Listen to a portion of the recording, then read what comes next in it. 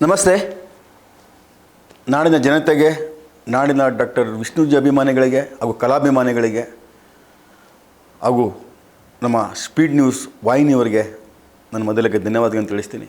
ಇವತ್ತು ನಾನು 3 ವಿಷಯಗಳು ಎತ್ಕೊಂಡು ನಾನು ಇವತ್ತು ಮಾತಾಡೋಕ್ಕೆ ಬಂದಿದ್ದೀನಿ. ಮೊದಲನೇ ವಿಷಯ,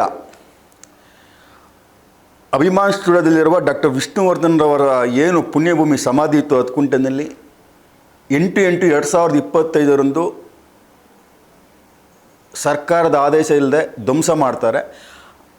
ಆ ಪ್ರಕರಣದ ಇಲ್ಲಿಯವರೆಗೂ ಕಂದಾಯ ಇಲಾಖೆ ಏನು ಕ್ರಮ ತಗೊಂಡಿದೆ ಅದ್ರ ಬಗ್ಗೆ ಮಾತಾಡೋಕ್ಕೆ ಬಂದಿದ್ದೀನಿ. ಸರ್, ಜಿಲ್ಲಾಧಿಕಾರಿಗಳು ಕರೆದಿದ್ದಾರೆ, ಅರಣ್ಯ ಇಲಾಖೆ ಹೋಗಿ ನೀವು ಕೇಳಿ ಅಂತ ಹೇಳ್ತಾರೆ. ಅರಣ್ಯ ಇಲಾಖೆ ಎಲ್ಲ ಇಲಾಖೆಗೂ ಮನವಿ ಕೊಡ್ತೀನಿ, ನಾನು ಎಲ್ಲ ಇಲಾಖೆಗೂ ಮನವಿ ಕೊಡ್ತೀನಿ,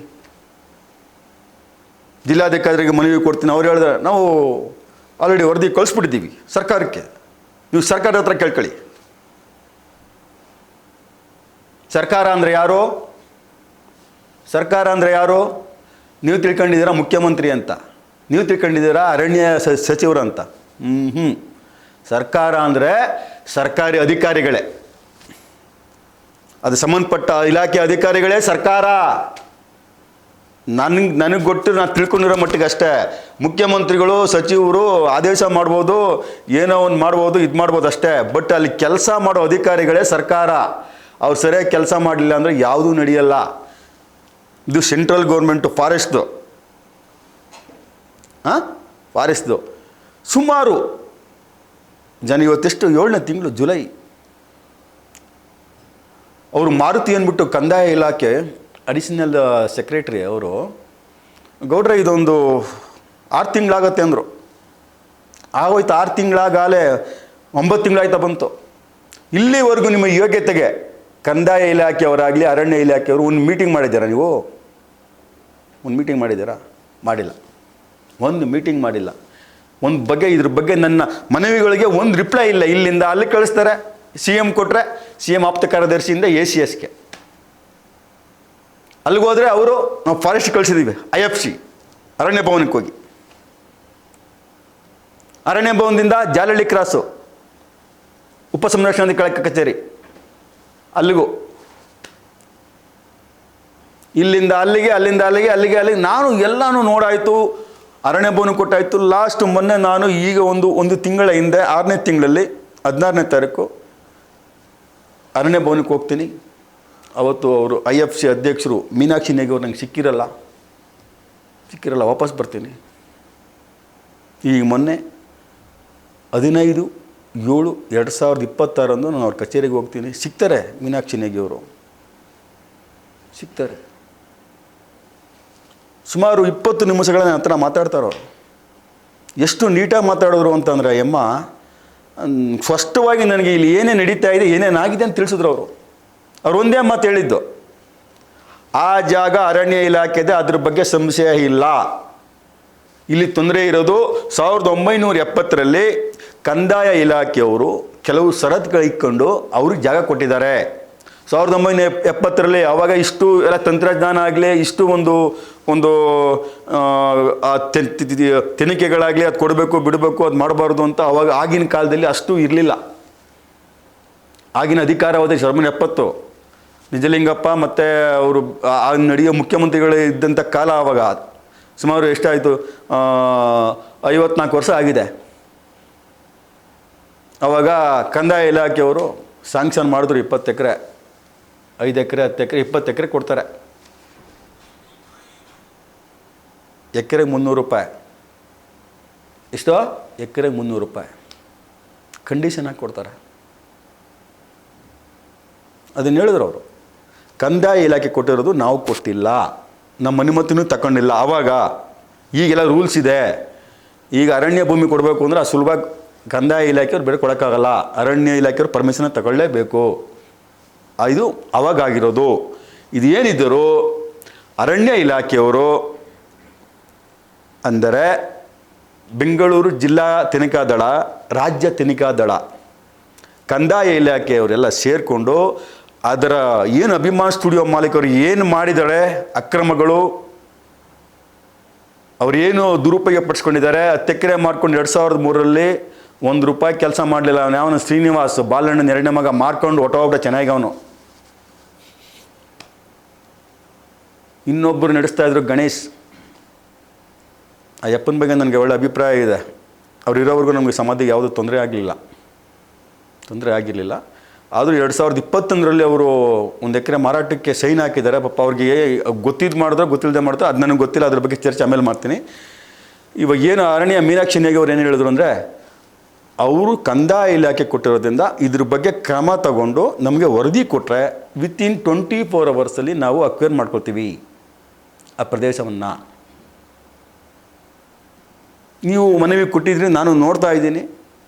ನಿಮ್ಗೆ ಅವತ್ತು ಬಂದಿರಿ, ನಂಗೆ ಸಿಗೋಕ್ಕಾಗಿಲ್ಲ. ಇವತ್ತು ಹೇಳ್ತಾ ಇದ್ದೀನಿ, ನೀವು ಮನವಿ ಕೊಟ್ಟರೆ ನಾನು ತಿರ್ಗಾ CS ಕಳಿಸ್ತೀನಿ, DC ಕಳಿಸ್ತೀನಿ. ನಮ್ಮದೇನೂ ಇಲ್ಲ ಪಾತ್ರ. ನಾವು ಜಾಗ ಕೊಟ್ಟಿದ್ರೆ ನಾವು ಕ್ರಮ ತಗೋತಾ ಇದ್ವಿ. ಜಾಗ ಕೊಟ್ಟಿರೋದು ಕಂದಾಯ ಇಲಾಖೆ. ಕಂದಾಯ ಇಲಾಖೆ ಸಮಗ್ರ ವರದಿ ಕೊಡಬೇಕು ನಮಗೆ. ಕೋರ್ಟಲ್ಲಿ ಕೇಸ್ಗಳು ತುಂಬ ಇದೆ. ನಾವು ಹೋಗ್ತಾ ಇರ್ತೀವಿ, ದಿನ ಬೆಳಗಾದರೆ ಕೇಸ್ಗಳು ಹಾಕೊಂಡಿರ್ತಾರೆ, ನಡೀತಾ ಇರ್ತದೆ. ಏನಿದ್ರು ಕಂದಾಯ ಇಲಾಖೆಯವ್ರು ಕ್ರಮ ತಗೊಂಡು ನಮ್ಗೆ ವರದಿ ಕೊಟ್ಟರೆ ನಾವು ಇಮಿಡಿಯೇಟ್ಲಿ ಆ್ಯಕ್ಷನ್ ತಗೋತೀವಿ ಅಂತ ಅರಣ್ಯ ಇಲಾಖೆ IFC ಮುಖ್ಯಸ್ಥೆ ಮೀನಾಕ್ಷಿ ನೇಗಿ ಅವರು, ಮಲ್ಲೇಶ್ವರಂ ಅರಣ್ಯ ಭವನ, ಅವರು ನಮಗೆ ತುಂಡಾಗಿ ಹೇಳಿದ್ರು. ನನಗೆ ಸಮಾಧಾನ ಆಯಿತು. ಸದ್ಯ ನಿಜ ಹೇಳಿದ್ರು ಅವರು. ನಾನು ಇಲ್ಲ, ನಮ್ಮ ಮನವಿ ಕೊಡ್ತಾನೇ ಇರ್ತಾಯಿದ್ದೆ. ಈಗ ಅದಾದ ಮೇಲೆ 17ನೇ ತಾರೀಕು ನಾನು DC ಅವರಿಗೆ ಮನವಿ ಕೊಡ್ತೇನೆ. ನಿಮ್ಮ ವರದಿ ಯಾವುದು ಹೋಗಿಲ್ಲ ಅರಣ್ಯ ಇಲಾಖೆಗೆ. ಸಮಗ್ರ ವರದಿ ಯಾವುದು ಹೋಗಿಲ್ಲ. ರಾಜ್ಯ ತನಿಖಾ ದಳದಿಂದನೂ ಹೋಗಿಲ್ಲ. ಇಲ್ಲೂ ಹೋಗಿದ್ರ ಬಗ್ಗೆ ಯಾಕೆ ನೀವು ಕ್ರಮ ತಗೊಂಡಿಲ್ಲ? 1 ಎಕರೆ ಬಗ್ಗೆ ಮಾರ್ಕೊಂಡ್ರೆ ಯಾಕೆ ಇನ್ನೂ ವರದಿ ನೀವು ತರಿಸ್ಕೊಂಡಿಲ್ಲ? ಇಷ್ಟು ಮನವಿ ಕೊಟ್ಟಿದ್ರು ನಮ್ಗೆ ಯಾಕೆ ರಿಪ್ಲೈ ಮಾಡ್ತಾ ಇಲ್ಲ? ನಮ್ಮ ಕಾರ್ಯಕ್ರಮಕ್ಕೆ ಯಾಕೆ ಅನುಮತಿ ಕೊಡ್ತಾ ಇಲ್ಲ? ಚರ್ಚೆ ಮಾಡ್ತೀನಿ. ಅವರು ನೂತನವಾಗಿ ಬಂದು ಒಂದು 15 ದಿವಸ ಆಯಿತು. 7ನೇ ತಿಂಗಳಲ್ಲಿ ಬಂದಿರೋದವರು ಕಾಂತರಾಜ್ PS ಅಂದ್ಬಿಟ್ಟು. ನನಗೆ ಕೆಲವು ಸ್ವಲ್ಪ ಟೈಮ್ ಬೇಕು, ಇದ್ರ ಬಗ್ಗೆ ನಾನು ತಿಳ್ಕೊಂಡು ನಾನು ಅದ್ರ ಬಗ್ಗೆ ಏನು ಕ್ರಮ ತಗೋಬೇಕು ಹೇಳ್ತೀನಿ ಅಂತ ಹೇಳಿದ್ರು ಅವರು. 10ನೇ ತಾರೀಕು ಅವ್ನು ಮೀಟ್ ಮಾಡಿದ 7ನೇ ತಾರೀಕು 7ನೇ ತಿಂಗಳಲ್ಲಿ 10ನೇ ತಾರೀಕು ಮನವಿ ಕೊಡ್ತೇನೆ. ದಯವಿಟ್ಟು ನಮಗೆ ಒಂದು ಅಭಿಮಾನಿ ಸಂಘಟನೆಗಳ ಕೆಲವು ಮುಖಂಡರುಗಳ ಸಭೆ ಕರೀರಿ ಅಂತ. ಸಭೆ ಕರಿತೀನಿ ಅಂತ ಹೇಳಿದ್ದಾರೆ ಜುಲೈ ಕೊನೆ ವಾರದಲ್ಲಿ. ಅದೇನು ಮಾಡ್ತಾರೋ ಗೊತ್ತಿಲ್ಲ.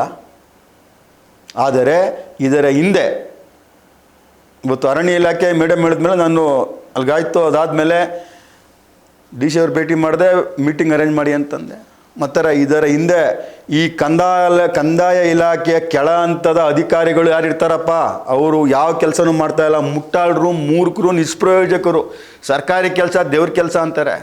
ನಾವೇನು ಸ್ವಂತ ಕೆಲಸಕ್ಕೆ ಹೋಗಿದ್ದೀವ? ಅಲ್ಲಿ ಒಬ್ಬ ಕಲಾವಿದರಿಗಾಗಿ ಹೋರಾಟ ಮಾಡ್ತಾಯಿದ್ದೀವಿ. ಅಷ್ಟು ಮಾನವೀಯತೆ ಇಲ್ವ ಅಧಿಕಾರಿಗಳಿಗೆ? 10 ತಿಂಗಳಿಂದ ಮಡಿಕೊಂಡಿದ್ದಾರಲ್ಲ ಹೋಲ್ಡ್ ಮಾಡ್ಕೊಂಡು. ನೀವು ಎಂಥ ಮುಟ್ಟಾಡ್ರು ನೀವು ಅಧಿಕಾರಿಗಳು, ನೀವು ಕೆಳಹಂತದ ಅಧಿಕಾರಿಗಳು. ನಿಮಗೆ ನಾಚಿಕೆ ಮಾನ ಮರ್ಯಾದೆ ಏನೂ ಇಲ್ವಾ? ಇಂಥ ಕೆಲಸ ಯಾಕೆ ಮಾಡಬೇಕು? ಏನು ಅಭಿಮಾನ್ ಸ್ಟುಡಿಯೋ ಮಾಲೀಕರ ಹತ್ರ ಇಲ್ಲ ಬಿಲ್ಡರ್ಗಳ ಹತ್ರ ತಗೊಂಡಿದ್ದೀರಣ್ಣ ನೀವು ಮಾಡ್ತಾ ಇರೋ ಕೆಲಸ ನೋಡಿದ್ರೆ ನೀವು ಇಲ್ಲಿವರೆಗೂ ಒಂದು ಕೆಲಸ ರಿಪ್ಲೈ ಮಾಡ್ತಾ ಇಲ್ಲ, ಒಂದು ತನಿಖೆ ಮಾಡಿಲ್ಲ, ಒಂದು ಏನೂ ಮಾಡಿಲ್ಲ. 1 ಎಕರೆದು ಮಾಡಿಲ್ಲ, ಆ ಸ್ಟುಡಿಯೋದು ಇದು ಮಾಡಿಲ್ಲ. ನಿಮ್ಮ ಯೋಗ್ಯತೆಗೆ 2 ಪ್ರಕರಣಗಳು 9ನೇ ತಿಂಗಳಲ್ಲಿ ಹಾಕಿರೋದು. 9/9/2025 KV8 WEP 27050 2025 KV8 ನಿಮ್ಮ ಯೋಗ್ಯತೆಗೆ KV8ನ ವೆಕೇಟ್ ಮಾಡಿಸಿಲ್ಲ. ನೀವು ಕಂದಾಯ ಇಲಾಖೆಯವರಾಗಲಿ ಅರಣ್ಯ ಇಲಾಖೆಯವರಾಗಲಿ ಏನು ಮಾಡ್ತಾ ಇದ್ದೀರಿ? ಮಣ್ಣು ತಿಂತಾ ಇದ್ದೀರಾ ನೀವು? ಏನು ನಿಮ್ಗೆ ಸೂಟ್ ಕೇಸ್ ಕೊಡ್ಬೇಕಾ? ಲಂಚ ಕೊಡ್ಬೇಕಾ? ಮುಟ್ಟಾಳ್ರ, ಮೂರ್ಖರ? ಎಷ್ಟು ಉಗಿಯೋದು ನಿಮಗೆ? 9 ತಿಂಗಳಾಯ್ತು, ಒಂದು ಸ್ಟೇ ವೆಕೇಟ್ ಮಾಡಿಸಿಲ್ಲ ನೀವು. ಯಾರು DC? ನೀವೇನು ವರದಿ ಕೊಟ್ಟಿದ್ದೀರಲ್ಲ, ಕೊಡಿ, ಅದು ವರದಿ ಕೊಡಿ. 10 ಎಕರೆ ಅವ್ರು ಮಾರ್ಕೊಂಡು ಬಿಡ್ತು, ವರದಿ ಕೊಡಿ ಕೋರ್ಟ್ಗೆ, ತಿಳಿಸಿ. ಡೆಮಾಲಿಷ್ ಮಾಡಿದ್ದಾರೆ ತಿಳಿಸಿ, ಸ್ಟೇ ವೆಕೇಟ್ ಮಾಡಿಸಿ. ಯಾಕೆ ಮಾಡಿಸಿಲ್ಲ ಇಲ್ಲಿವರೆಗೂ? ಏನಂತಕ್ಕೆ ಮಾಡಿಸಿಲ್ಲ? ಅಂದರೆ ತಿಂದಿದ್ದೀರಾ ಒಂದು ಬಿಲ್ಡರ್ದು, ಅಭಿಮಾನ ಮಾಲೀಕಂದು ನೀವು ತಿಂದುಬಿಟ್ಟು ಹೋಲ್ಡ್ ಮಾಡ್ತಾ ಇದ್ದೀರಾ ನೀವು ಮೂರ್ಖರ. ನಾವೇ ಎಂಟ್ರಿ ಮಾಡಿದ್ದೀವಿ. ದಿನ ಬೆಳಗಾದ್ರೆ DC ಆಫೀಸು, ವಿಕಾಸಸೌಧ, ವಿಧಾನಸೌಧ, ಬಹುಮಹಡಿ ಕಟ್ಟಡ, ಅರಣ್ಯ ಇಲಾಖೆ.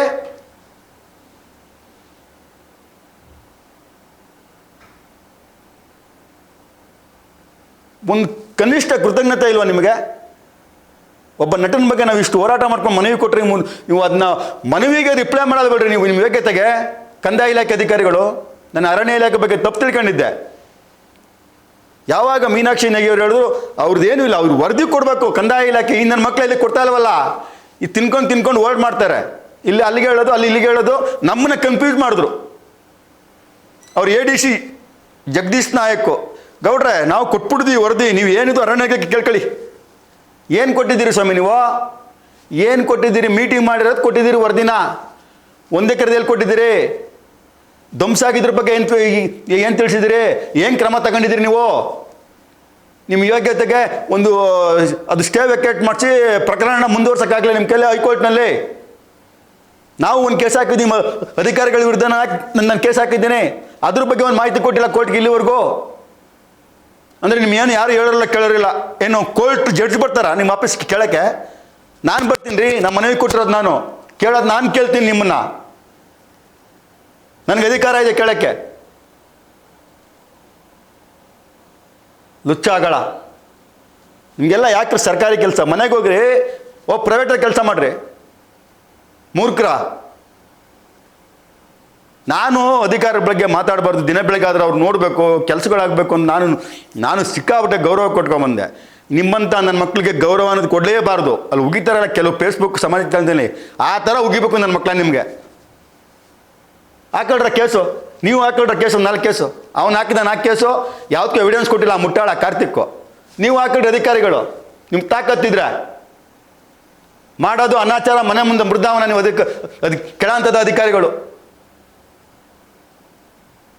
ಅಭಿಮಾನಿಗಳೇ, ನಾನು ಮಾತಾಡಲೇಬೇಕು. ಕೆಲವರು ನನ್ನ ತುಂಬ ರ್ಯಾಸಾಗಿ ಮಾತಾಡ್ತೀರಿ, ಪದ ಬಳಕೆ ಸರಿ ಇಲ್ಲ ಅಂತೀರಿ. ನಾವು ನೋಡಿ ನಮ್ಮನೆ ಕೆಲಸಕ್ಕೆ ಹೋಗಿಲ್ಲ. ದಿನ ಬೆಳಗಾದ ಅಲಿಯೋದು ನನಗೆ ಗೊತ್ತು, ನೋವು ನನಗೆ ಗೊತ್ತು, ಮೆಟ್ಲು ಹತ್ತೋದು, ಮೆಟ್ಲು ಇಳಿಯೋದು, ಅಲ್ಲೋದು ಇಲ್ಲೋದು ನನಗೆ ಗೊತ್ತು. ಆ ಕಷ್ಟಪಟ್ಟರೋನಿಗೆ ಆ ರೋಸ ಇರುತ್ತೆ. ಕೂತ್ಕೊಂಡು ಕಮೆಂಟ್ಸ್ ಮಾಡೋರಿಗೆ ಅವ್ರಿಗೇನು ಗೊತ್ತು?